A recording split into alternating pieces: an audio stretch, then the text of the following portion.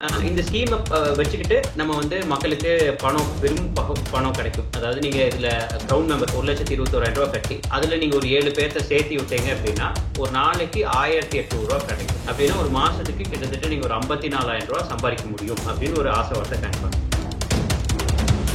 ஒரு கொலை நடக்குது அல்லது ஒரு திருட்டு நடக்குது அப்படின்னா அது நடந்து முடிஞ்சாதான் குற்றம் அப்படின்னு சொல்றாங்க. இதெல்லாம் இந்த வார்த்தைகள் நான் சொல்றதெல்லாம் வந்து நீங்க பேசுறது எல்லாம் இந்த பிசினஸ்ல 2 பார்ட் இருக்கு. ஒரு பார்ட் வந்து பணம் கொடுக்கறது. நீங்க நிறுவனத்துல சேர்ந்துடுறீங்க, பணம் கொடுக்கறது. அந்த பணம் கொடுக்கறதுல எந்த வித பிரச்சனையும் இல்லை. இன்னைக்கு ஜிஎஸ்டி மந்த்லி நீங்க கட்டணும். மந்த்லி எனக்கு வந்து நான் என்ன பொருள் வாங்கியிருக்கேன், அதை என்ன லாபத்துல வித்திருக்கேன், என்ன ஜிஎஸ்டி கட்டியிருக்கேன், இது எல்லாமே நீங்க மந்த்லி ரிட்டர்ன்ஸ்ல பண்ணணும். ஓகே. இப்ப இந்த நிறுவனத்துல என்ன நாங்க சொல்றோம் அப்படின்னா பணம் கொடுக்கறதுல எங்களுக்கு பிரச்சனை இல்லை. பணம் எங்கிருந்து வருது? இவங்க சொல்ற மாதிரி விளம்பரம் பார்த்து பணம் வருது. அதாவது விளம்பரம் போடுறோம், அந்த விளம்பரத்துல எங்களுக்கு பணம் வருது அப்படின்னா அதுவும் ஜிஎஸ்டில ரிஃப்ளெக்ட் ஆகும். இல்ல நான் பொருளை விற்கிறேன், அந்த பொருளை விற்கிறதுனால எனக்கு ஒரு லாபம் வருது, அதை எடுத்து உங்களுக்கு கொடுக்கறேன்னா இதுவும் ஜிஎஸ்டில ரிஃப்ளெக்ட் ஆகும். இது எதுவுமே ரிஃப்ளெக்ட் ஆகல. இப்போ நாங்க ஏன் மோசடின்னு சொல்றோம் அப்படின்னா இந்த அப்ளைனர்ஸை தவிர்த்து மீதி எல்லாம் சேர்ந்திருப்பாங்க பாத்தீங்களா, 1,21,000 கட்டி அவங்க எல்லாம் பாத்தீங்கன்னா காசு அவங்க போட்ட காசை எடுத்திருக்க. ஒரு விஷயம், நீங்க ஒரு நம்ம இந்தியா பொறுத்த மட்டும் ஒரு நல்லது காரியம் செய்யறீங்க அப்படின்னா இதை ஃபேஸ் பண்ணியே ஆகும். வழியே இல்லை. நீங்க என்னவே பாத்தீங்கன்னா எங்க ஃபேமிலி மெம்பர்ஸ் வந்து ஃபேமிலி உமன் பெண்களை, எங்க வீட்டு பெண்களை வந்து ரேப் பண்ணிடுவோம்னு சொல்றது, என்ன கொண்டு சொல்றது, எனக்கு ஆழ்ந்த இரங்கல் செய்தி போடுறது, என் மேல அவதூறுகள் வைக்கிறது, அசிங்கமா திட்டுறது, கொலை மிரட்டல் கொடுக்கறது, இந்த மாதிரி எக்கச்சக்க பண்ணுவாங்க. ஆனா இது எல்லாம் மீறி அவங்க குடிய கெடுக்காதீங்க தயவு செஞ்சு. அவங்க ரொம்ப கஷ்டத்துல இருக்கிறாங்க. நீங்க வாங்கியிருக்க காசெல்லாம் உங்களுக்கு மனசாட்சின்னு இருந்துச்சுன்னா 1 லட்சத்துக்கு மேல நீங்க கட்டின காசு 1,21,000 மேல எவ்வளவு கட்டியிருந்தாலும் அந்த காசை தயவு செஞ்சு கேட்டுக்கிறேன், நீங்க வந்து கோர்ட்ல கொண்டு போய் கொடுங்க. அதுதான் அவங்களோட வாழ்க்கையவே மாத்தும். புரிஞ்சுக்கோங்க. வணக்கம் அன்பு நண்பர்களே, நான் உங்கள் அன்பு நண்பன் ஷா. இன்னைக்கு நம்ம கூட வந்து அசோக் ஸ்ரீநிதி நம்ம கூட இருக்கிறாங்க. myV3 அப்படின்னாலே வந்து அதை யூஸ் பண்ற பலருக்கும் இது ரொம்ப பரிச்சயமான ஒரு ஆப். அண்ட் இது மூலியமா அதாவது ஒரு வீடியோ பாக்குறதுக்கு காசு உங்களுக்கு கிடைக்கும் அப்படிங்கிற ஒரு ஒரு ஒரு விஷயத்துல வந்து ஒரு அஜெண்டால அவங்க வந்து இயங்கிக்கிட்டு இருந்தாங்க. இப்போ சமீப காலமா ஒரு பெரிய சர்ச்சையும் பெரிய ஒரு சந்தேகங்களும் எழுப்பிட்டு இருக்கக்கூடிய ஒரு விஷயம் தான் அந்த myV3. ஸோ அதை பத்தி ரொம்ப தீவிரமா அதுக்கு அகெயின்ஸ்ட் ஆகும், அதுக்கு அதுல என்ன மக்கள் வந்து எப்படி எல்லாம் பாதிக்கப்பட்டிருக்காங்க, என்னென்ன அமௌண்ட் எப்படி வந்து ஹேண்டில் பண்ணிட்டு இருக்காங்க அப்படின்ற எல்லா டீட்டெயில்ஸும் நம்ம கூட சொல்ல போறாங்க இன்னைக்கு. வணக்கம் பிரதர். வணக்கம். myV3 அப்படின்னா என்ன? ஃபர்ஸ்ட் மக்கள் வந்து எப்படி இதை வந்து நம்பி ஓகே நம்ம இதுல இன்வெஸ்ட் பண்ணலாம் அப்படிங்கிற மாதிரி பண்றாங்க. அண்ட் இந்த myV3 உடைய ப்ராசஸ் என்ன பண்றது? இதுல ஒரு ஸ்கீம் இருக்குங்க. இந்த myV3 ஆப்ஸ்ல ஸ்கீம் ஒன்று கொடுப்பாங்க. இந்த ஸ்கீம்ல வந்து நீங்க இன்வெஸ்ட் ஒவ்வொரு படிப்படியா நீங்க இன்வெஸ்ட் பண்ற மாதிரி ஒரு பேசிக் மெம்பர்னா உங்களுக்கு வந்து ஒரு ஓப்பனிங் மெம்பர்னு ஃபர்ஸ்ட் இருக்குங்க. அதுக்கு நீங்க பெருசா எதுவும் இன்வெஸ்ட் பண்ண தேவையில்லை. அப்புறம் பேசிக் மெம்பர் இருக்கு, அதுக்கப்புறம் silver member, gold member, crown member அப்படின்னு சொல்லிட்டு இருக்குங்க. அதுல நீங்க உங்களுக்கு 30,000 கட்டி நீங்க முதல் ஃப்ரீயா சேர்ந்துக்கலாம். அப்புறம் 360 கட்டி சேர்ந்துக்கலாம். அப்புறம் 30,000, 60,000, 1,21,000 கட்டி நீங்க சேர்ந்துக்கலாம். இந்த மாதிரி ஒரு ஸ்கீம் போட்டிருக்காங்க, பிளான் போட்டிருக்காங்க. இதுல சேர்ந்ததுக்கு அப்புறம் நீங்க வந்து விளம்பரம் பார்த்தீங்க அப்படின்னா அவங்க விளம்பரம் போடுவாங்க. அந்த ஆப்ல விளம்பரம் பார்த்தீங்கன்னா உங்களுக்கு ஒரு நாளைக்கு 5 ரூபாயில இருந்து நீங்க 1,800 வரைக்கும் சம்பாதிக்க முடியும். இதான் அந்த ஸ்கீம். இத வந்து எப்படின்னா ஒரு MLM ஸ்கீம் மாதிரிதான். இந்த ஸ்கீமை வச்சுக்கிட்டு நம்ம வந்து மக்களுக்கு பணம் கிடைக்கும். அதாவது நீங்க இதுல கிரவுண்ட் மெம்பர் 1,21,000 கட்டி அதுல நீங்க ஒரு 7 பேர்த்த சேர்த்து விட்டீங்க அப்படின்னா ஒரு நாளைக்கு 1,800 கிடைக்கும். அப்படின்னா ஒரு மாசத்துக்கு கிட்டத்தட்ட நீங்க ஒரு 54,000 சம்பாதிக்க முடியும் அப்படின்னு ஒரு ஆசை வார்த்தை காமிப்பாங்க. அப்ப மக்கள் வந்து ஆட்டோமேட்டிக்கா போய் அதுல இன்வெஸ்ட் பண்ணி இதுல சேர்ந்துக்கிட்டு அதுக்கப்புறம் வந்து ஆட்களை சேர்த்து விடுறது அந்த மாதிரி பண்ணுவாங்க. இதுதான் வந்து ஒரு இவங்க myV3 ஆப்ஸோட ஒர்க்கிங் பிளான். இது நாங்க வந்து மோசடி எப்படின்னு சொல்றோம் அப்படின்னா QNet நீங்க எல்லாருமே கேள்விப்பட்டிருப்பீங்க. இந்தியா முழுக்க இது வந்து ஒரு மிகப்பெரிய மோசடியா நடந்தது. அதுல சுப்ரீம் கோர்ட் வேர்டிக்ட்ல வந்து என்ன சொல்லியிருக்காங்கன்னா ஒரு ஸ்கீம் இருக்கு, அந்த ஸ்கீம் இருந்து அதுல வந்து ஆட்களை சேர்த்து விட்டா ஒரு பெனிஃபிட் கிடைக்கும் அப்படின்னாலே இது குற்றம். It becomes an offense. இது வந்து ஒரு குற்றம்.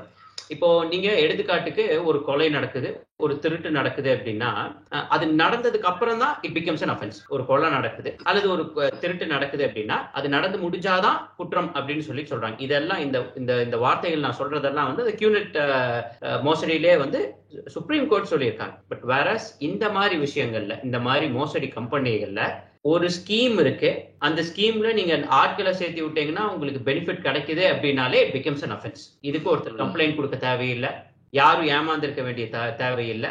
இந்த மாதிரி ஸ்கீம் அதுல இருந்து பெனிஃபிட் இருந்துச்சுனாவே மோசடி அப்படின்னு சொல்லிட்டு நம்மளோட சுப்ரீம் கோர்ட் வந்து சொல்லியிருக்கு. நாங்க இந்த ஸ்கீமை பாக்குறோம். இந்த நிறுவனம் வந்து எங்க ஊர், நான் கோயம்புத்தூர்காரன், எங்க ஊர்ல தான் இது மையமா இருந்து தொடங்கி அப்புறம் வெவ்வேறு ஊர்கள்ல வந்து பரவி இருக்கு. இப்படி ஸ்கீம் இருக்கு, இதுல வந்து காசு கொடுக்குறாங்க, இப்படி இவ்வளவு தூரம் சம்பாதிக்கலாம், இத்தனை பேர் சேர்ந்திருக்காங்க அப்படிங்கும் போது எங்களுக்கு தெரிஞ்சிருச்சு இது வந்து மோசடி. அப்புறம் இதை இன்டெப்தா நாங்க வந்து ஸ்டடி பண்றோம். இவங்களோட ஸ்கீம் எப்படி இருக்கு, இதுல எத்தனை மக்கள் சேர்ந்திருக்காங்க, இவங்க எவ்வளவு பணம் வாங்கியிருப்பாங்க, இவங்க என்ன ரிட்டர்ன்ஸ் கொடுத்துட்டு இருக்காங்க அப்படின்னு சொல்லிட்டு இதெல்லாம் நாங்க பாக்குறோம். அது போய் இவங்க வந்து இதுல ஒரு இந்த நிறுவனம் வந்து ஒரு கேட்ச் என்ன வச்சிருக்கு அப்படின்னா, இது மாதிரி நிறைய மோசடிகள் நடந்திருக்கு. ஆனா இந்த நிறுவனம் வந்து எப்படி வித்தியாசம் பண்ணி நிக்குது அப்படின்னா, நாங்க வந்து பொருள் விற்கிறோம், நீங்க அந்த பொருளை வந்து விளம்பரம், அதோட விளம்பரத்தை வந்து நாங்க மொபைல் ஆப்ல காண்போம், அதை நீங்க பாத்தீங்க அப்படின்னா உங்களுக்கு வந்து பணம் அப்படின்னு சொல்லி ஒரு பொருளை வந்து காமிக்கிறாங்க. அதுதான், அது ஒண்ணுதான் இதுல எக்ஸ்ட்ரா ஃபேக்டர். அப்புறம் அந்த பொருளை பத்தி பார்த்தா வெறும் ஒரு நீங்க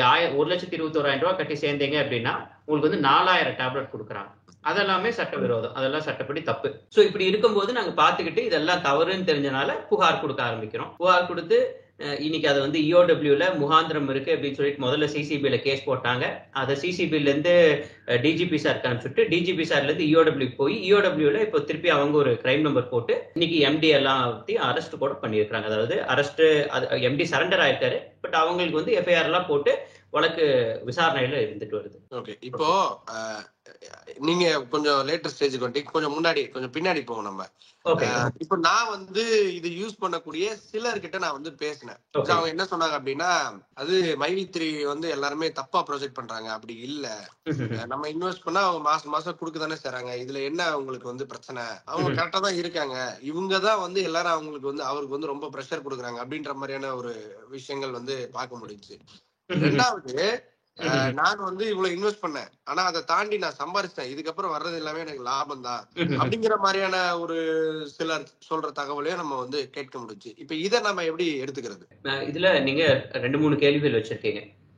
முதல் கேள்வி வந்து பாத்தீங்க அப்படின்னா, பொருள் வந்து விற்கிறாங்க, இதுல இருந்து நான் போறேன், எனக்கு பெனிஃபிட் வந்து கிடைக்குது, இது எப்படி லாஸ்? நீங்க பேசுறது எல்லாம் இந்த பிசினஸ்ல 2 பார்ட் இருக்கு. ஒரு பார்ட் வந்து பணம் கொடுக்கறது, நீங்க நிறுவனத்துல சேர்ந்துடுறீங்க, பணம் கொடுக்கறது, ஓகேங்களா? அந்த பணம் கொடுக்கறதுல எந்த வித பிரச்சனையும் இல்லை.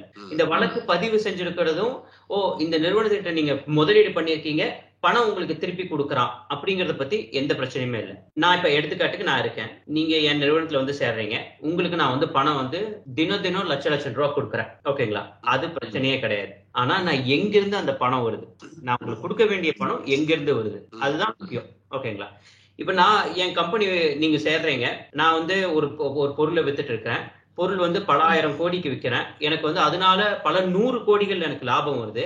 அந்த 100 கோடிகள்ல இருந்து நான் உங்களுக்கு 1 லட்சம் உங்களுக்கு நான் கொடுத்துட்டு இருக்கேன் அப்படின்னா எந்த பிரச்சனையும் கிடையாது. ஏன்னா இது எல்லாமே ஜிஎஸ்டில வரும். இன்னைக்கு ஜிஎஸ்டி மந்த்லி நீங்க கட்டணும். மந்த்லி எனக்கு வந்து நான் என்ன பொருள் வாங்கியிருக்கேன், அதை என்ன லாபத்துல வித்திருக்கேன், என்ன ஜிஎஸ்டி கட்டியிருக்கேன், இது எல்லாமே நீங்க மந்த்லி ரிட்டர்ன்ஸ்ல பண்ணணும், ஓகேங்களா? இப்ப இந்த நிறுவனத்துல என்ன நாங்க சொல்றோம் அப்படின்னா, இந்த நிறுவனத்துக்கு பணம் கொடுக்கறதுல எங்களுக்கு பிரச்சனை இல்லை, பணம் எங்கிருந்து வருது அப்படிங்கறதா கேள்வி. இவங்க சொல்ற மாதிரி விளம்பரம் பார்த்து பணம் வருது, அதாவது விளம்பரம் போடுறோம், அந்த விளம்பரத்துல எங்களுக்கு பணம் வருது அப்படின்னா அதுவும் ஜிஎஸ்டில ரிஃப்ளெக்ட் ஆகும். இல்ல நான் பொருளை விற்கிறேன், அந்த பொருளை விற்கிறதுனால எனக்கு ஒரு லாபம் வருது, அதை எடுத்து உங்களுக்கு கொடுக்குறேன்னா இதுவும் ஜிஎஸ்டில ரிஃப்ளெக்ட் ஆகும். இது எதுவுமே ரிஃப்ளெக்ட் ஆகல. அப்ப பணம் எங்க இருந்து வருது அப்படிங்கறதா கேள்வி. அது எங்கன்னு போய் பார்த்தா, நீங்க எனக்கு 1,21,000 ரூபாய் கட்டுறீங்க பாத்தீங்களா, அந்த நிறுவனத்துக்கு கட்டுறீங்க பாத்தீங்களா, அந்த காசை எடுத்து உங்களுக்கு நான் கொடுக்குறேன். உங்களுக்கு அப்படியே அந்த ஆசையை ஒரு 7 மாசம் 5 மாசம் 7 மாசம் கட்டும்போது நீங்க ஒரு 4-5 பேர்த்த சேர்த்து விட்டுறீங்க, அந்த பணம் எனக்கு வருது, அதை வச்சு நான் உங்களுக்கு ரொட்டேஷன் பண்றேன், சர்க்குலேட் பண்றேன். அதனாலதான் இப்ப வந்து வழக்கு பதிவு செஞ்சிருக்கிறது உங்களுக்கு பணம் கொடுக்கறத பத்தி இல்ல, எங்க இருந்து பணம் வருது, அந்த பணம் வந்து பாத்தீங்கன்னா நீங்க மணி சர்க்குலேட் பண்ணிட்டு இருக்கீங்க அப்படிங்கறதா prize chit and money circulation act அப்படிங்கறதுனாலதான் உங்களுக்கு அந்த சட்டத்துலதான் உங்களுக்கு வழக்கே பதிவு செஞ்சிருக்காங்க. ரெண்டாவது பெனிஃபிட் அடைஞ்சிடுறேன் அப்படின்னு சொல்லிட்டு. இந்த MLM ஸ்கீம்ஸ், இந்த பாலிசி ஸ்கீம்ஸ்ல பாத்தீங்கன்னா ஒரு 3 வருஷம் கூலிங் பீரியட்னு சொல்லுவாங்க. இந்த கூலிங் பீரியட்ல எந்த ஒரு புகாரும் வராது. அந்த நிறுவனத்துல ஷேர் அத்தனை பேத்துக்குமே காசு கொடுத்துட்டே தான் இருப்பாங்க. இதுல முதல் வருஷத்துல சேர்ந்திருப்பான் பாத்தீங்களாங்க, சேர்ந்து அவன் ஆட்கள் கீழே எல்லாம் சேர்த்தி விட்டுருப்பான் பாத்தீங்களாங்க, அவன் அந்த முதல் வருஷம் சேர்ந்தவன் பாத்தீங்கன்னா பயங்கரமா சம்பாதிச்சிருப்பான். 1 லட்சம் ரூபாய் போட்டு 3 லட்சம் எடுத்திருப்பான், 5 லட்சம் எடுத்திருப்பான், 10 லட்சம் எடுத்திருப்பான். சோ நீங்க பேசினது எல்லாம் இந்த அப்ளைனர்ஸ். எனக்கு எதிராக வந்து புகார் கொடுக்குறாங்க. அந்த புகார் கொடுக்குற ஆட்கள் பாத்தீங்கன்னா எல்லாருமே அப்ளைனர்ஸ். 1 லட்சம் போட்டு 10 லட்சம் எடுத்தவங்க, 15 லட்சம் எடுத்தவங்க. நீங்க பேசினவங்க எல்லாம் பாத்தீங்கன்னா இந்த அப்ளைனர்ஸ். இந்த அப்ளைனர்ஸ் பாத்தீங்கன்னா 1 லட்சம் போட்டு காசு சம்பாதிச்சிருப்பாங்க. நீங்க புகார்லயே சொல்லுவாங்க, அவங்க போய் பேட்டியே நீங்க பாத்தீங்கன்னா, நான் 3 வருஷமா இந்த நிறுவனத்துல இருக்கிறேன், நான் வந்து காசு வந்து நல்லா சம்பாதிச்சிருக்கேன் அப்படின்னு சொல்லி. இவங்க எல்லாம் அப்ளைனர்ஸ். இவங்க எல்லாம் இதுல இருந்து ப்ராஃபிட் அடைஞ்சவங்க. இவங்களை பத்தி நான் பேசவே கிடையாது. இவங்களுக்கு பாதிப்பே இருக்காது. இந்த கடைசியா சேர்ந்திருப்பா பாத்தீங்களா, 2 வருஷத்துல இருந்து 3 வருஷத்துல சேர்ந்திருப்பா பாத்தீங்களா, இவங்க எல்லாம் பாதிக்கப்பட்டவங்க. கடைசி 6 மாசத்துல சேர்ந்திருப்பா பாத்தீங்களா, அவங்க எல்லாம் பாதிக்கப்பட்டவங்க. இவங்க எல்லாம் இந்த கம்பெனி மூடினதுக்கு அப்புறம் வந்து கம்ப்ளைண்ட் கொடுப்பாங்க. அது பாத்தீங்கன்னா ஆயிரக்கணக்கில் வந்து கம்ப்ளைண்ட் கொடுப்பாங்க, லட்சக்கணக்கில் வந்து கம்ப்ளைண்ட் கொடுப்பாங்க. சோ முதல் சேர்ந்தவங்க எந்த MLM ஸ்கீம்லயும் பெனிஃபிட் ஆவாங்க, பின்னாடி சேர்ந்தவங்க தான் பாதிப்படைவாங்க. இது மாதிரி 1000 கம்பெனிகள் தொடங்கப்படும். ஆனா இதுல சக்சஸ் ஆகிறது ஒரு 5-10 கம்பெனி மட்டும்தான். அதாவது மோசடியில பெரிய லெவல்ல சக்சஸ் ஆகிறது 5-10 கம்பெனிகள் தான். அந்த 5-10 கம்பெனில அப்ளைனஸா இருந்திருந்தீங்கன்னா நீங்க சம்பாதிச்சிருப்பீங்க. கீழே இருக்கிறவங்க எல்லாம் தோத்துருவாங்க. இதுதான் நிதர்சனமான உண்மை. Okay okay brother. இப்போ அந்த நிறுவனத்துடைய எக்ஸாக்ட் கரண்ட் ஸ்டேட்டஸ் என்ன பிரதர்? இப்போ வந்து நம்ம இது ஓரளவுக்குலாம் இல்ல, ரொம்பவே தெளிவா சொல்லிட்டீங்க. இப்போ அந்த நிறுவனத்துல என்ன நடந்துட்டு இருக்கு? ஏன்னா இப்போ நீங்க சொன்ன மாதிரி அந்த MD வந்து சரண்டர் பண்ணப்பட்டிருக்கிறாரு. இப்போ அங்க கரண்ட் ஸ்டேட்டஸ் என்ன? இப்போ வந்து EOW வழக்கு, மெயின் வழக்கு பாத்தீங்க அப்படின்னா விசாரிக்கப்பட்டு அதுல வந்து இப்போ EOW வந்து FIR போட்டு அதுலதான் சரண்டர் ஆயிருக்காங்க. அதோட இன்வெஸ்டிகேஷன் போயிட்டு இருக்கு. இவங்க வந்து ஒவ்வொரு இடத்துக்காக கூப்பிட்டு போய் என்ன இவரை வச்சுக்கிட்டே கஸ்டடியில் எடுத்திருக்காங்க பாத்தீங்களா, கேள்விகள் கேட்டு எல்லா டீட்டெயில்ஸும் வாங்கிடுவாங்க. என்ன பிரான்ச்சு, எவ்வளவு GST, பிளஸ் இந்த சட்டத்துப்படி இந்த பட்ஸ் ஆக்ட் 2 ஆக்ட்ல வந்து அரெஸ்ட் பண்ணியிருக்கிறாங்க. ஒன்னு வந்து BUDS act, banning of unregulated deposit scheme act, இன்னொன்னு prize chit and money circulation act. இந்த ரெண்டுக்கும் ஆன அப்ரோப்ரியேட் அத்தாரிட்டி பாத்தீங்கன்னா, அதாவது அதிகாரிகள் யார் இந்த சட்டத்தை யூஸ் பண்ணி கைது செய்ய முடியும்னு பாத்தீங்கன்னா EOW பொருளாதார குற்றப்பிரிவு தான்.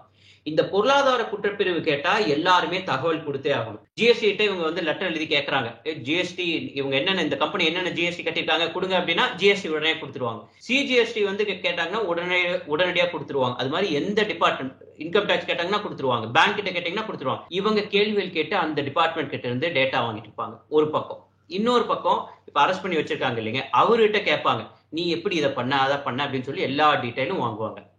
வாங்கி இதுக்கப்புறம் என்ன பண்ணுவாங்க அப்படின்னா, இந்த கேஸை இன்னும் ஸ்ட்ராங் பண்ணி யார் யாரெல்லாம் இந்த டைரக்டர்ஸ் எல்லாம் இருப்பாங்க பாத்தீங்களா, அவங்க எல்லாம் அரெஸ்ட் பண்றது, சார்ஜ் ஷீட் போடுறது, ட்ரையல் கோர்ட்ல நடக்கிறது, இதெல்லாம் நடக்கும். இதுதான் வந்து இப்ப நடந்துட்டு இருக்கிற ப்ராசஸ். Okay brother. இப்ப எவ்வளவு பணம் வந்து அவங்க கிட்ட லாக் ஆயிருக்கு அண்ட் பாதிக்கப்பட்டவங்களுடைய எண்ணிக்கை எவ்வளவு வந்து அங்க இருக்கு, அண்ட் ஆல்சோ இதுக்கப்புறம் அடுத்தபடியா அந்த பணம் ஆனது வந்து மக்களுக்கு திரும்ப பெற்று கொடுக்கப்படுமா? பாதிக்கப்பட்ட மக்கள் வந்து என்கிட்ட ஒரு கேள்வி கேட்டே இருக்கிறாங்க. என்னன்னா, ஒரு இடத்துல நான் 2000 கோடின்னு சொல்றேன், ஒரு இடத்துல 100 கோடின்னு சொல்றேன், ஒரு இடத்துல இந்த நிறுவனத்துக்கிட்ட காசே இல்லை அப்படின்னு வெவ்வேறு விதமா பேசுறேன் அப்படின்னு சொல்லி சொல்றாங்க. நான் வந்து அதுக்கான பதிலையும் நான் கொடுத்துறேன். நாங்க வந்து 2000 கோடி மோசடின்னு சொல்றோம். அது அந்த ஃபிகர் நாங்க எப்படி சொல்றோம் அப்படின்னா, 2 லட்சம் பேர், இதுல வந்து 60 லட்சம் மெம்பர்ஸ் இருக்கிறதா, இன்னைக்கு வந்து 75 லட்சம் மெம்பர்ஸ் சொல்லி சொல்றாங்க. அது என்ன எந்த இடத்துக்கு உண்மைன்னு தெரியல. இத்தனை பேர் இருக்கிறாங்க அப்படிங்கும்போது, ஆனா அவ்வளவு பேர் இருக்கிறதுக்கு வாய்ப்பு இல்லை. நாங்க வந்து ஒரு 2 லட்சம் பேர் CM மெம்பர்ஸ், அந்த 1,21,000 ரூபாய் கட்டி சேர்ந்தவங்க வந்து 2 லட்சம் பேர் இருக்கிறாங்க அப்படின்னு சொல்லிட்டு நாங்க ஒரு ஃபிகர் எடுக்கிறோம். அதுல எடுத்து பார்க்கும்போது பாத்தீங்கன்னா, அப்ப இந்த நிறுவனத்துக்கு 2400 கோடி எவ்வளவுங்க, இந்த 1,21,000 சாரி 2 லட்சம் பேர், 1,21,000 பேர் சொல்றேன். இந்த நிறுவனத்துல 2 லட்சம் பேரு CM மெம்பர்ஸா சேர்ந்திருக்காங்க. அதுல 1,21,000 ரூபாய் கட்டி இருந்தாங்க அப்படின்னா 2400 கோடி ரூபாய் அந்த நிறுவனத்துக்கு வந்து சேர்ந்திருக்கும். ஓகேங்களா, இதுதான் எங்களோட ஃபிகர். இதுல பாத்தீங்க அப்படின்னா, இந்த முதல்ல அப்ளைனர்ஸ் சொன்ன பாத்தீங்களா, முதல் வருஷத்துல சேர்ந்திருப்பாங்க அப்படின்ட்டு அவங்க பெனிஃபிட் அடைஞ்சிருப்பாங்க. இப்போ நாங்க எங்களோட அசம்ஷன், அந்த மக்கள் பாத்தீங்கன்னா ஒரு 400 கோடி ரூபாய் போட்டவங்களா இருப்பாங்க. எடுத்துக்காட்டுக்கு 400 கோடி அப்படின்னா ஒரு 40,000 பேர் அந்த மாதிரி இருக்குன்னு வச்சுக்கோங்களேன். இவங்க வந்து கட்டியிருப்பாங்க. 40,000 பேர் இருக்காங்க, 20,000 பேர் இருப்பாங்க. இந்த இதான் அவங்க தான் அப்ளைனர்ஸ்.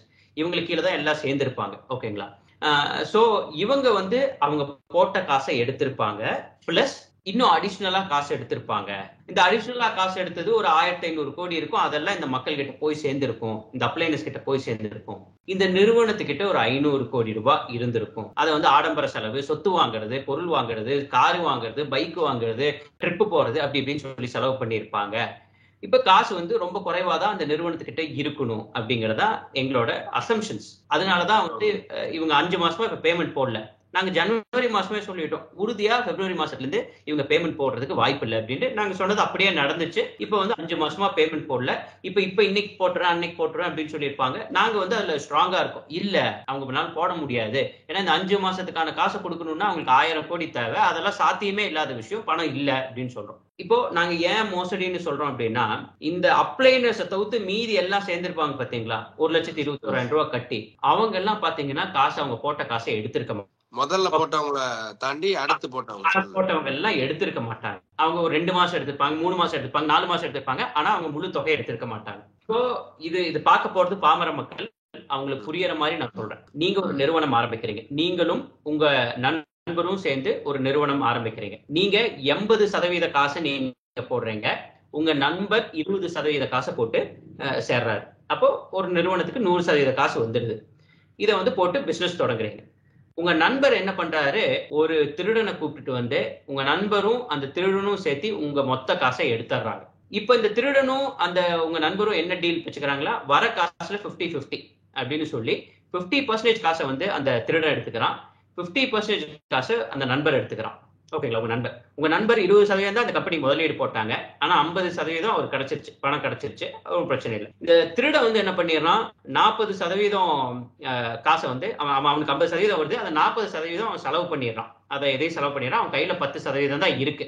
இப்போ உங்ககிட்ட நான் கேள்வி கேட்கிறேன், உங்களுக்கு எவ்வளவு திருட்டு போயிருக்குன்னு போலீஸ் போய் கேட்டா நீங்க என்ன சொல்லுவீங்க? 60% திருட்டு போயிருக்கு அப்படின்னு சொல்லுவோம். உங்களுக்கு 100% உங்க நண்பர் தான் திருடி இருக்கான்னு உங்களுக்கு தெரியாது, நீங்க என்ன சொல்லுவீங்க? 100% திருட்டு போயிருக்குன்னு தானே சொல்லுவீங்க. கம்பெனில இருந்து திருட்டு போயிடுச்சுன்னு சொல்லுவீங்க. அததான் நாங்க வந்து சொல்றோம், கோடி வந்து திருட்டு போயிருச்சு அப்படின்னு சொல்லிட்டு. இதுல வந்து அந்த நண்பர்னு சொல்றதுதான் இந்த அப்ளைனர்ஸ். ஓகேங்களா? 20% போட்டு 50% எடுத்தாச்சு. அவன் தான் இந்த திருடன்னு சொல்றதுதான் இந்த கம்பெனியை வந்து நாங்க சொல்றோம். இந்த மோசடிங்கிறது தான் அந்த திருடனை வந்து எடுத்துக்காட்டா சொல்றோம். அவங்களும் இவங்களும் சேர்ந்து பண்ண மாதிரி. ஆமா, பண்ண மாதிரி. அப்போ அந்த திருடன் கிட்ட இப்ப 40% அவன் சொத்து வந்து அவன் சொத்தை அவன் செலவு பண்ணிட்டான், சொத்தா வாங்கிட்டான், அதை எதையும் பண்ணிட்டான். இப்ப காசு மிச்சம் எவ்வளவு இருக்குது அவங்க கிட்ட? 10%, வெறும் 10%. அததான் நாங்க சொல்றோம், அந்த நிறுவனம் வந்து நிறைய தூக்கி அந்த அப்ளைனர்ஸ் கொடுத்துட்டான், அந்த நண்பர் கொடுத்த மாதிரி நிறைய தூக்கி கொடுத்துட்டான். பிளஸ் இவனும் எக்கச்சக்கமா செலவு பண்ணிட்டான். இப்ப இவங்க கிட்ட கையில இருக்கிறது வெறும் ஒரு 100 கோடி தான் இருக்கும் அப்படிங்கறதான் நாங்க சொல்றோம். இது திருப்பி கொடுக்கறதுக்கு அரசாங்கம் வந்து சொல்லுது, திருப்பி கொடுக்கணும், இந்த இவர் தான் வந்து ஏமாந்தவர், திருப்பி கொடுக்கணும் அப்படின்னா இவர்கிட்ட பணம் இல்லைங்க. உங்ககிட்ட இருந்து கொள்ளையடிச்சா இவங்ககிட்ட இல்லைங்க, செலவழிச்சுட்டா அந்த நண்பர் கொடுத்தா. அதை தான் நாங்க வந்து சொல்றோம், இல்ல பணம் இல்ல அப்படின்ட்டு. இததான் நான் வந்து ஒரு குட்டி சின்ன கதை வச்சு ஒரு எக்ஸாம்பிள். புரியுது. இப்போ இவங்க என்ன சொல்றாங்க அப்படின்னா, அதாவது நீங்க சொன்னீங்களா முதலாம் ஆண்டு பணம் போட்டவங்க, அவங்க சொன்னது என்ன அப்படின்னா, எலெக்ஷன் அப்படின்றதுனால அவங்க போடாம இருக்காங்க, எலெக்ஷன் முடிஞ்சதுக்கு அப்புறம் போட்டுருவாங்க அப்படின்ற மாதிரியான ஒரு நம்பிக்கையில அவங்க இருந்ததை நம்ம பார்க்க முடிஞ்சு. ஆனா இன்னும் என்ன ஆச்சு என்னன்னு தெரியல அப்படிங்கிற ஒரு குழப்பமா அவங்க இருக்காங்க. அப்போ எலெக்ஷன் அப்படிங்கறத அவங்க பிளான் பண்ணி தான் வந்து இந்த விஷயம் நடந்திருக்குன்னு நினைக்கிறீங்களா? இல்ல, ரிலையன்ஸ் மாதிரி எல்லாம் கம்பெனி இருந்துச்சு, ஞாபகம் இருக்குங்களா? ரிலையன்ஸ் கம்பெனி எல்லாம் கூட பாத்தீங்கன்னா இப்ப பணத்தை வந்து எலெக்ஷன் அப்ப கொடுத்துட்டு இருந்தாங்க. அவங்க கம்பெனில எல்லாம் பாத்தீங்கன்னா இன்னும் இந்த கம்பெனியோட பல லட்சம் பேர் வந்து இந்தியா ஃபுல்லா இருக்கிறாங்க, பல லட்சம் பேர் இருந்திருப்பாங்க. நீங்க யோசிங்க, ஏதாச்சும் ஒரு கம்பெனி தன் சம்பளத்தை கொடுக்கறத வந்து நிப்பாட்டுச்சு எலெக்ஷன் டைம்ல? இல்லவே இல்லை. அவன் சம்பளம் கொடுத்துட்டு தான் இருந்தான். பட் ஆனா இவங்க வந்து மார்ச்லயே, மார்ச் 1ஆம் தேதி போட்டது 2வது வாரம் ஏதோ காசு கொடுத்துருக்கணும், அதை கொடுக்காம அப்டேட் அது இதுன்னு தள்ளி போட்டு அப்புறம் 18ஆம் தேதி அறிவிக்கிறாங்க எலெக்ஷன் வந்துருச்சு, அதனால வந்து எங்களால கொடுக்க முடியாது, கேஒய்சி அப்டேட் பண்ணும், அது இதுன்னு சொல்லி சொல்றாங்க. அதெல்லாம் போய் இந்த நிறுவனத்துக்கிட்ட காசு இல்லை. இதை எப்படி நம்ம வந்து ப்ரூவ் பண்ணலாம் அப்படின்னா, இப்போ இதுக்கு அடுத்தது வந்து இஓடபிள்யூ என்ன பண்ணுவாங்கன்னா, அக்கௌண்ட்டை ஃப்ரீஸ் பண்ணி இவங்களோட சொத்துக்களை முடக்குவாங்க. அப்படின்னா இப்போ உங்களை கைது செஞ்சு உங்க ஜோப்ல இருக்கிற பணம் எவ்வளோ, உங்க அக்கௌண்ட்ல இருக்கிற பணம் எல்லாம் செக் பண்ணி என்னன்னு சொல்லுவாங்க. அதுல இவங்க கொடுக்க வேண்டிய 5 மாசத்துக்கு நாங்க வந்து 2 லட்சம் பேரு கணக்கு சிஎம் மெம்பர்ஸ், அதுக்கு ஒவ்வொருத்தருக்கும் 12,000 ரூபாய் கொடுக்கணும் அப்படின்னு சொல்லிட்டு ஒரு மாசமும் 12,000 ரூபாய் கொடுக்கணும் அப்படின்னா ஒரு மாசத்துக்கு 240 கோடி தேவை. அப்ப இந்த 5 மாசத்துக்கு கிட்டத்தட்ட 1000 கோடி 1200 கோடி மேல தேவை. அது இந்த நிறுவனத்துக்கிட்ட அந்த அக்கௌண்ட்ல இருக்காது அப்படின்னு நாங்க சொல்றோம். இவங்க வந்து இப்போ இஓடபிள்யூ அக்கௌண்ட் ஃப்ரீஸ் பண்ணதுக்கு அப்புறம் ஃப்ரீஸ் பண்ணி எவ்வளவு காசு இருக்குன்ட்டு மக்கள்கிட்ட சொன்னாங்கன்னா மக்களுக்கு தெரிஞ்சு போயிடும். 1000 கோடி இருந்துச்சுன்னா அசோக் சொன்னது ஃபுல்லா பொய். நான் சொல்றது கரெக்டுங்களா? அசோக் சொன்னது பொய். நீங்க எங்கிட்டே வந்து கேட்கலாம், நீ வந்து காசு கொடுக்க மாட்டாங்க, அந்த கம்பெனிகிட்ட காசு இல்லைன்னு சொன்னியே, பாரு 1000 கோடி வச்சுட்டு இருந்தாங்க, நீ சொன்னதெல்லாம் பொய்ன்னு சொல்லலாம். இப்ப நான் உங்க இதுல பேசுற டிஃபமேஷன் கேஸ் வேணாலும் போடலாம். 1000 கோடி இல்ல அப்படின்னா இந்த நிறுவனம் எல்லாம் பொய் சொல்லிட்டு இருந்தது அப்படின்னு அர்த்தம். அது அக்கௌண்ட் ஃப்ரீஸ் பண்ணி எவ்வளவு இருக்குதுன்னு காமிக்கும் போது தெரிஞ்சு போயிடும், நான் உண்மை சொல்றேன்னா பொய் சொல்றேனா அப்படின்னு தெரிஞ்சு போயிடும். அது இல்ல. நான் இப்பவும் திரும்பவும் சொல்றேன், அந்த நிறுவனத்துக்கிட்ட பணம் இல்லை. இதுக்கான சொல்லப்பட்ட காரணங்கள் தான் எலெக்ஷன், கேஒய்சி. இப்ப கடைசி ஒரு மாசமா அசோக் ஸ்ரீநிதி கேஸ் போட்டனாலதான் இப்படி ஆயிருச்சுன்ட்டு. அசோக் ஸ்ரீநிதி ஜூன் 4ஆம் தேதி கேஸ் போடல, சிசிபில கேஸ் போட்டது தான். அதாவது ஜனவரி 19 போட்ட கேஸ் தான் இஓடபிள்யூ டிரான்ஸ்பர் ஆகி இஓடபிள்யூக்கு ஒரு அதிகாரி போட்டு கிரைம் நம்பர் போட்டது தான் ஜூன் 4. அசோக் ஸ்ரீநிதி போட்டனால இல்ல அப்படிங்கறத உங்களுக்கு புரியும், லேட்டரா புரியும். ஓகேங்களா? பட் இதுதான் உண்மை. இப்ப இது இப்படி நடந்துகிட்டு இருக்கு. இப்ப அடுத்தபடியா இதுல பணம் போட்டவங்களுக்கு அவங்களுடைய பணம் திரும்ப கிடைக்குமா? 7000 பேர் வந்து உங்க மேல புகார் கொடுத்திருக்காங்க. இப்ப இவங்களுடைய பணம் அப்படிங்கிறது திரும்ப கிடைக்குமா? அண்ட் இந்த புகாரை எப்படி பாக்குறீங்க? புகார் இப்ப நான் வந்து ஒரு புகார் கொடுக்குறேன் அப்படின்னு சொன்னா அதுக்கு முகாந்திரம் இருக்கணும். ஓகே, இவங்க என்னென்ன கொடுத்திருக்காங்க அப்படின்னா, நான் வந்து இந்த நிறுவனத்தை வந்து நிறுத்தி வச்ச மாதிரி. அப்ப இந்த இஓடபிள்யூ பாக்குறாங்க இல்ல அதிகாரி பாக்குறாங்கன்னா அவங்களுக்கு தெரியும் இவங்களுக்கு வந்து எல்லாம் பொய் சொல்லி அதை எழுதி கொடுத்து ஸ்கிரிப்ட் எழுதி கொடுத்து இவங்க போய் கொடுக்குறாங்க. ஆனா அதிகாரிகளுக்கு தெரியும் அசோக் போட்ட கேஸே கிடையாது, இது சிசிபி போட்ட கேஸ். இது இப்ப இஓடபிள்யூல வந்திருக்கு. இப்ப புதுசா வரல, ஐஓ ஆபீசர் புதுசா போட்டு அதிகாரி அப்பாயின்மெண்ட் பண்ணனால அந்த கேஸ் வந்து கிரைம் நம்பர் ஆயிருக்கு. இதுக்கும் அசோக்கும் என்ன சம்பந்தம்? அப்ப இவங்க சொல்றது தவறு. அசோக் வந்து மிரட்டிட்டு இருக்கிறான்னு என்ன பண்ணும், நீ இதை பண்ற அதை பண்ற அப்படின்னு சொன்னா அது மிரட்டு. அந்த மாதிரி எந்த எவிடன்ஸும் இவங்க கிட்ட கிடையாது. அசோக் எங்க பார்த்தாலும் மரியாதையா பேசியிருக்கான், வாங்க போங்க இங்க இங்க போட்டு ஒவ்வொரு இடத்துலயும் பேசியிருக்கான். அப்ப அசோக் எதுவும் மிரட்ட கிடையாது. அடுத்து தற்கொலைக்கு தூண்டுறாங்க, தற்கொலை தூண்டுறபடி எதுவுமே அசோக் பண்ண கிடையாது. அசோக் ஏதாச்சும் வந்து தூண்டி விட்டுருக்காரா? இன்ஸ்டிகேட்னு சொல்லுவாங்க, கமிட் பண்றதுக்கு, சூசைட் கமிட் பண்றதுக்கு. அது இன்ஸ்டிகேட் பண்ணா வந்து அது குற்றம். எங்கேயுமே அசோக் பண்ண கிடையாது. அசோக் என்ன பண்ணியிருக்கான், ஒரு யூடியூபர் கேட்கறாங்க, ஒரு டிவி கேட்கறாங்கன்னா அந்த பேட்டியில போய் என்ன நடந்துட்டு இருக்கு. இப்ப நீங்க என்கிட்ட கேள்வி கேட்கறீங்க, நீங்க ஏதாச்சும் தவறான கேள்விகள் கேட்டிருக்கீங்களா? கிடையாது. என்ன நடந்துட்டு இருக்குன்னு கேட்கறீங்க, நான் என்ன நடந்துட்டு இருக்குன்னு சொல்றேன்.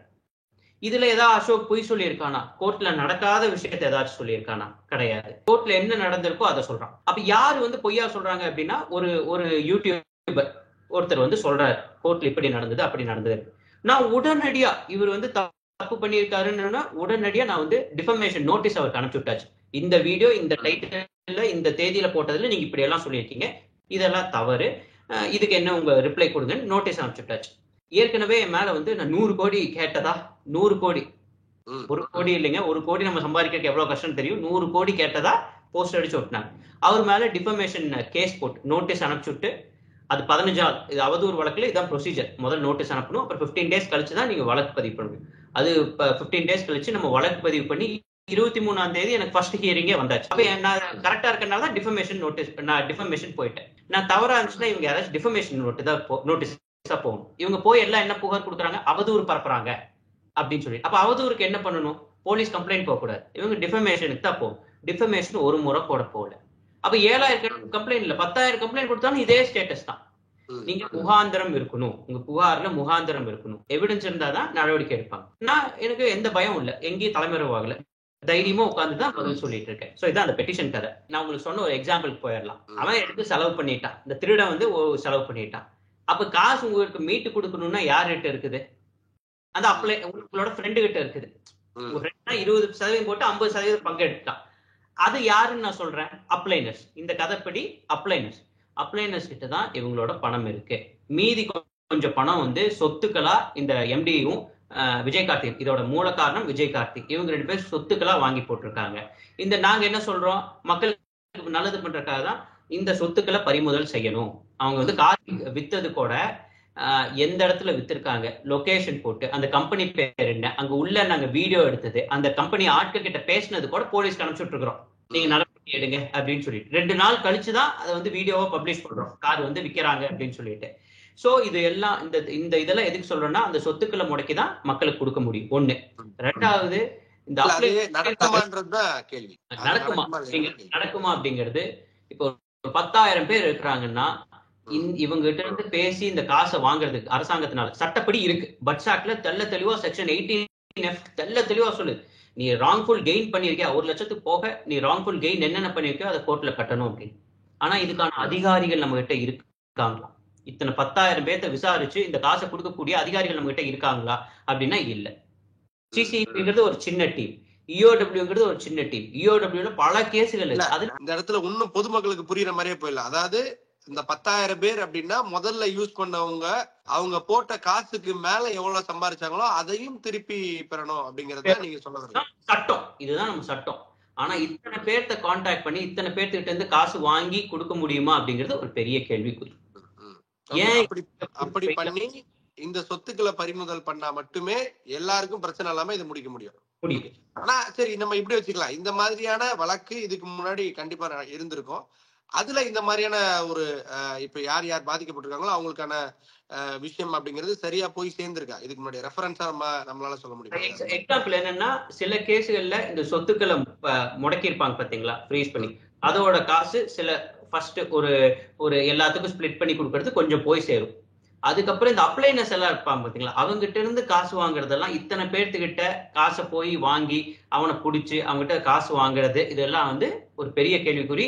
ஏன்னா அதுல இருக்கிற மக்கள் தொகை ஜாஸ்தி, நம்ம கிட்ட இருக்கிற அதிகாரிகள் ரொம்ப குறையும். இவங்க இது நடந்துட்டு இருக்கிறக்குள்ளேயே, இப்ப நம்ம இந்த மைவித்திராஜ் சம்பந்தமா பேசுறதுக்குள்ளேயே எங்க ஊர்ல 100 கேஸ் இது மாதிரி வந்துடும்.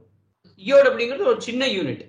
இதெல்லாம் எப்ப தடுக்க முடியும் அப்படின்னா, இதுக்குதான் எங்க கட்சி வந்து டிஜிபி ஸ்பெஷலா இந்த பொருளாதார குற்றப்பிரிவுக்குனே ஒரு தனி டிஜிபி கொண்டு வரணும்னு சொல்லி கேட்கறோம். நான் வந்து இது வந்து எங்க தலைமை கேக்குது. நான் வந்து என்ன கேட்கிறேன், ஒவ்வொரு மாவட்டத்துக்கும் டான்பிட் இந்த கேஸ் இது நடக்கிறதெல்லாம் டான்பிட் கோர்ட்ல, இந்த டான்பிட்டுக்குன்னு ஒரு டிஆர்ஓ வரணும், டிஸ்ட்ரிக்ட் ரெவென்யூ ஆபீசர் ஒவ்வொரு ஊர்லயும் வரணும்.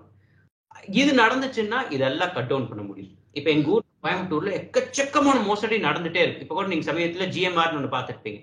இதெல்லாம் தடுக்கணும். இத நடவடிக்கையை வந்து ஸ்பீடப் பண்ணணும்னா ஒரு டிஜிபி, எங்க தலைமை சொல்ற மாதிரி டிஜிபி சென்னையில ஒண்ணு இதுக்குன்ட்டு பொருளாதார குற்றப்பிரிவுக்குன்னே ஒரு டிஜிபி போடலாம். 2வது விஷயம் என்ன பண்ணலாம்னா, ஒவ்வொரு மாவட்டத்திலையும் டான்பிட் டிஆர் ஒன்று போட்டோம்னா இதை வந்து ஸ்பீடப் பண்ண முடியும். இது பண்ணா கண்டிப்பா வந்து இந்த குற்றங்களை தடுக்க முடியும். இந்த கேஸ்லயே வந்து நிறைய பாதிக்கப்பட்டவங்களுக்கு பணத்தை கொண்டு போய் சேர்த்த முடியும். Okay, right. இப்ப நீங்க தனிப்பட்ட முறையில உங்களுக்கு எப்படி இந்த விஷயம் ஹேண்டில் பண்றீங்க? நிறைய எதிர்ப்புகள், நிறைய மிரட்டல்கள்லாம் கூட வந்திருக்கோம். ஏன்னா கீழே இப்ப நாங்க வந்து ரொம்ப முன்னாடி நினைக்கிறேன், நாங்க ஒரு வீடியோ ஒன்று போட்டோம், சும்மா சிம்பிளா தான் போட்டோம். அதுக்கே எங்களுக்கு பயங்கரமான ஒரு கலவரத்தை கமெண்ட் செக்ஷன்ல நாங்க பார்க்க முடிஞ்சு. நீங்க எப்படி இதை ஹேண்டில் பண்றீங்க? ஒரு விஷயம், நீங்க ஒரு நம்ம இந்தியாவை பொறுத்த மட்டும் ஒரு நல்லது காரியம் செய்யறீங்க அப்படின்னா இதை ஃபேஸ் பண்ணியே ஆகும். வழியே இல்லை. நீங்க வந்து ஏதாச்சும் ஒரு சட்டவிரோதமானது நீங்க வந்து எதிர்க்கிறீங்க அப்படின்னா ஆப்போசிட் பார்ட்டி பாத்தீங்கன்னா அதனால பெனிஃபிட் ஆகுங்க. பயங்கரமா பணம் படைச்சவனா இருப்பாங்க, அவன் இதுல பணம் சம்பாதிச்சவன். அந்த பணத்தை யூஸ் பண்ணி உங்களை வந்து எப்படியெல்லாம் கஷ்டப்படுத்த முடியுமோ அப்படியெல்லாம் கஷ்டப்படுத்துவோம். அதையெல்லாம் மீறி வரணும்னா உங்களுக்கு ஒரு ஸ்ட்ராங்கான வில் பவர் வேணும். பயங்கர ஒரு ஸ்ட்ராங்கான வில் பவர் வேணும். திக் ஸ்கின்னு சொல்லுவாங்க, ரொம்ப ஸ்ட்ராங்கான ஸ்கின். உங்களை வந்து என்ன திட்டினாலும் நீங்க வந்து அப்படியே பார்த்து சிரிச்சுக்கிட்டு, ஓகே இது நம்ம மக்கள் நல்லதுக்காக தான் பண்றோம் அப்படின்னு சொல்லிட்டு உங்களை தான் திட்டுவான். நீங்க அந்த மக்களுக்காக தான் நீங்க வந்து நல்லது பண்ண போறீங்க, அப்பவும் உங்களை தான் திட்டுவான். பட் அதெல்லாம் தாங்கிக்க கூடிய ஒரு மனப்பக்குவம் வேணும். அதெல்லாம் இருந்தா மட்டும்தான் இந்த மாதிரியான விஷயங்கள் பண்ண முடியும். நான் 10 வருஷமா அரசியல் இருக்கேன், இதெல்லாம் நான் பார்த்துட்டேன். அது அந்த மனப்பக்குவம் இருக்கிறதுனாலதான் இது அத்தனையும் தாங்கிக்கிறேன். இப்ப நீங்க என்னவே பாத்தீங்கன்னா எங்க ஃபேமிலி மெம்பர்ஸ் வந்து ஃபேமிலி உமன் பெண்களை, எங்க வீட்டு பெண்களை வந்து ரேப் பண்ணிடுவோம்னு சொல்றது, என்ன கொண்டு சொல்றது, எனக்கு ஆழ்ந்த இரங்கல் செய்தி போடுறது, என் மேல அவதூறுகள் வைக்கிறது, அசிங்கமா திட்டுறது, கொலை மிரட்டல் கொடுக்கறது, இந்த மாதிரி எக்கச்சக்க பண்ணுவாங்க. ஆனா இதெல்லாம் மீறி எனக்கு தெரியும் நம்ம நல்லது பண்ணிட்டு இருக்கோம். கண்டிப்பா இதை வந்து தொடர்ந்து செய்யணும். இந்த மாதிரி மோசடிகளை நிப்பாட்டணும். ஒரு அவேர்னஸ் கொடுக்கணும் மக்களுக்கு, பொதுமக்களுக்கு. இதெல்லாம் செய்யணும்னா இதெல்லாம் தாங்கி வரணும். அது தாங்கறதுக்கான மனப்பக்குவம் என்கிட்ட இருக்கு. கண்டிப்பா அதை தாண்டி வருவேன். Okay brother. பிரதர், இப்போ இந்த நபருக்கு, அதாவது நீங்க சொல்லக்கூடிய இந்த மைவித்ரியோடைய ஓனர் அவங்களுக்கு வந்து தண்டனை அப்படிங்கிறது கிடைக்குமா, இல்ல அடுத்து இவருடைய நிலை என்னவா இருக்கும்? கன்விக்ஷன் கிடைக்கும், but it will take time. அதாவது கண்டிப்பா இதுக்கான தண்டனை கிடைக்கும். ஆனா இது காலதாமதமாகும். இந்த மாதிரி கேசஸ்ல இப்ப அவங்க முயற்சி செய்யறது ஆன்டிசிபேட்டரி பெயில் கிடைச்சி, இப்ப கரெக்ட் ஆயிட்டாங்க. ஆன்டிசிபேட்டரி இல்ல, பெயில் கிடைச்சிருச்சு அப்படின்னா நான் தப்பிச்சிடலாம், நான் கொஞ்ச நாள் வந்து வெளியே சுத்தலாம் அப்படிங்கறத அவங்களோட இது. கேஸை எப்படி தள்ளி போடணுமோ, எப்படியெல்லாம் தள்ளி போடணுமோ அதான முயற்சிகள் செய்வாங்க. பட் இதை தாண்டி அவருக்கு கண்டிப்பா வந்து தண்டனை கிடைக்கும். ஓகே பிரதர், கிட்டத்தட்ட சதுரங்க வேட்டை மாதிரிதான் இருக்கு. ரெண்டாவது, இப்ப பாதிக்கப்பட்டவங்க, இப்ப இதுல அதாவது நீங்க சொன்ன மாதிரி ஒரு 30%, ஒரு 20% இன்வெஸ்ட் பண்ணவங்க, ஒரு 20% மட்டுமே திருப்பி எடுத்தவங்களுக்கு நீங்க சொல்லக்கூடிய ஒரு சஜஷன் ஆர் ஐடியா ஆர் வந்து ஒரு ஒரு அட்வைஸ்னா என்ன? நீங்க அப்ளைன்ஸ் டைரக்டா நான் அவங்ககிட்டே பார்த்து பேசுறேன். நீங்க சம்பாதிச்சிருக்கேன் அப்படின்னு சொல்றது நீங்க சம்பாதிக்க கிடையாது. நீங்க சம்பாதிக்கல, நல்லா மனசுல ஏத்துக்கோங்க. சம்பாதிக்கல, இது வந்து ஒரு மணி சர்க்குலேஷன். நீங்க ஆட்கள் கீழே சேர்த்து விட்டுருக்கீங்க பாத்தீங்களா, அவங்களோட காசை எடுத்துதான் உங்களுக்கு கொடுத்துருக்காங்க. அவங்க தாலியை வச்சு, ஆடு மாடுகளை வித்து, சொத்தை வித்து, வட்டிக்கு வாங்கி 5 ரூபா வட்டி, 10 ரூபா வட்டிக்கு வாங்கி அந்த நிறுவனத்துல முதலீடு செஞ்சிருக்காங்க. அந்த காசை எடுத்துதான் உங்களுக்கு கொடுத்துருக்காங்க. உங்களுக்கு மனசாட்சின்னு இருந்தா அந்த டவுன்லைனர்ஸ் உங்களுக்கு கீழே இருப்பாங்க பாத்தீங்களா, அவங்கள தயவு செஞ்சு காப்பாத்துங்க. நான் வந்து எவ்வளோ கீழே இறங்கி கேட்க முடியுமோ கேட்டுக்கிறேன். அந்த நிறுவனம் இது தெரிஞ்சு பண்றாங்க, நீங்க தெரியாம பண்றீங்க, நீங்க நினைச்சுக்கிறீங்க நீங்க சம்பாதிக்கிறீங்கன்ட்டு. சத்தியமா சொல்றேன், நீங்க யார்கிட்ட வேணாலும் போய் கேளுங்க, நீங்க சம்பாதிக்க கிடையாது. மணி சர்க்குலேட் பண்ணிருக்காங்க. உங்க கீழே டவுன்லைனர்ஸ் கிட்ட இருந்து காசை எடுத்து உங்களுக்கு கொடுத்துருக்காங்க. ஒரு சில டவுன்லைனர்ஸ் சேர்த்திருக்க மாட்டீங்க, பட் உங்களுக்கும் வேற யாரோ சேர்த்த டவுன்லைனர்ஸ் அவங்களோட காசை எடுத்து தான் கொடுத்துருக்காங்க. அவங்க குடிய கெடுக்காதீங்க தயவு செஞ்சு. அவங்க ரொம்ப கஷ்டத்துல இருக்கிறாங்க. நீங்க வாங்கியிருக்க காசெல்லாம் உங்களுக்கு மனசாட்சின்னு இருந்துச்சுன்னா, 1 லட்சத்துக்கு மேல நீங்க கட்டின காசு, 1,21,000 மேல எவ்வளவு கட்டியிருந்தாலும் அந்த காசை தயவு செஞ்சு கேட்டுக்கிறேன், நீங்க வந்து கோர்ட்ல கொண்டு போய் கொடுங்க. அதுதான் அவங்களோட வாழ்க்கையவே மாத்தும். புரிஞ்சுக்கோங்க.